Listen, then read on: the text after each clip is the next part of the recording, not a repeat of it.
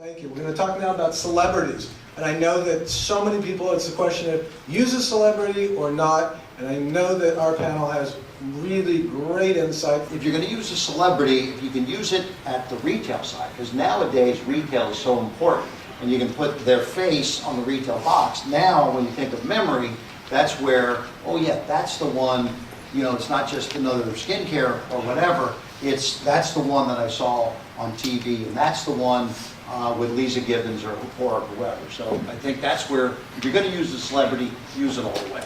Great, thank you. Drew, you use celebrities? Yeah, we use them quite a bit, especially in beauty. Give me a real example of a celebrity you used. How did you choose the celebrity? How did you get hold of the celebrity? Talk to us a little about behind the curtain. Sure, and just dovetailing off of what Kevin was saying, I think when you said $3 million for Bieber, I think what you hear a lot is people saying, going back to that spot, oh, he got $3 million for one day's work.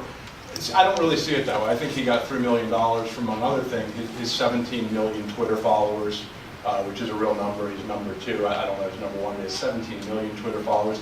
And when you're dealing with the acne category, one thing that is critical with celebrities that really is the biggest factor for us and why we use them religiously in some categories in some commercials and why we don't touch them in other categories in commercials. So it's really night and day. Is with acne, you're dealing with an audience, and the audience they're going after more so than anything else is the kid, the teenage, the preteen who's going to look at that, and you can offer them the cure for cancer or something, and they're going to say, "My God, I got to have that, Mom, Dad, because that's Justin Bieber."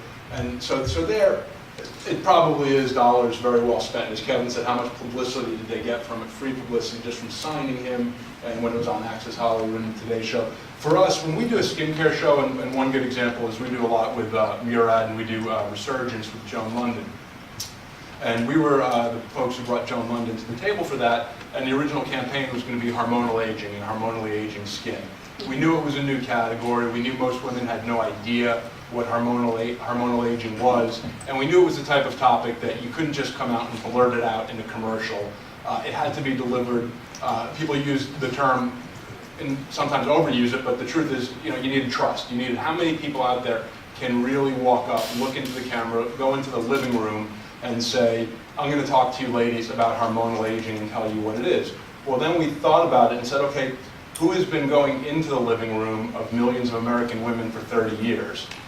Who has that credibility more than anyone we knew? And it wasn't going to be an athlete. It wasn't going to be a movie star. It was Joan Lunden, Good Morning America for 30 years. She's covered all the royal weddings. And we just knew it had to be her. And really dovetailing back into what Kevin said, which I think is a phenomenal point, we spoke to her and we said, "We'd love you to do this. We think it's going to be great." And she said, "You know, I just came off of a couple of skincare shows and this and that, and they didn't work. It wasn't a great experience. I don't want to do another infomercial."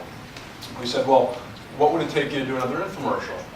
You know, it's got to be a product I love. I've just got to love it." And she didn't want to talk numbers. She didn't want to talk contracts. She didn't want to talk lawyers.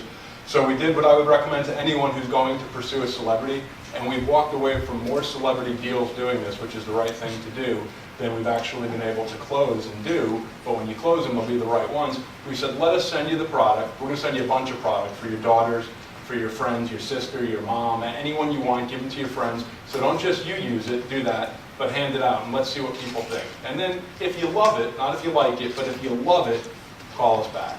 And about 2 weeks later, she called us back and she said, "I walk down the street and people say, 'What are you doing? What have you been doing? You look amazing. You're glowing. You're this, you're that.' My aunt called me, my sister called me, my daughter's like, 'Mom.'" So she was hooked. She was sold on the product. She loved it. And she's been an ongoing endorser. We just released our 3rd show, which is doing extremely well, 3rd show in a row with her, 5-6 years to campaign. She's really become the face of the brand of that campaign. And it all started because you took someone who is the right person. And we had been pitched people who were much bigger celebrities, bigger names, A-list powerhouses. At the time, we were looking at Kim Cattrall, who I think could be right for the right show.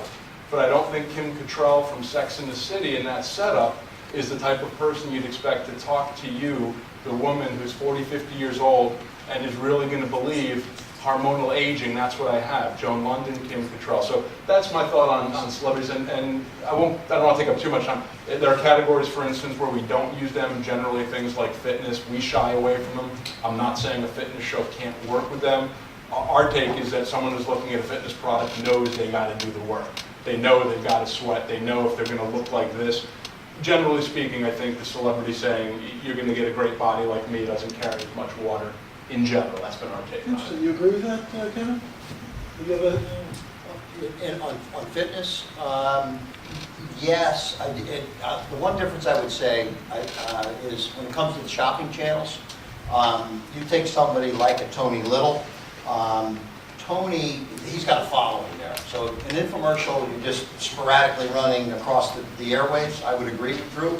But when it comes to shopping, people, if Tony's endorsing something, I don't care if it's the gazelle or bison meat, boom, it goes, pretty much because of the credibility he's established with the consumer there. So I think on the shopping side, celebrity does have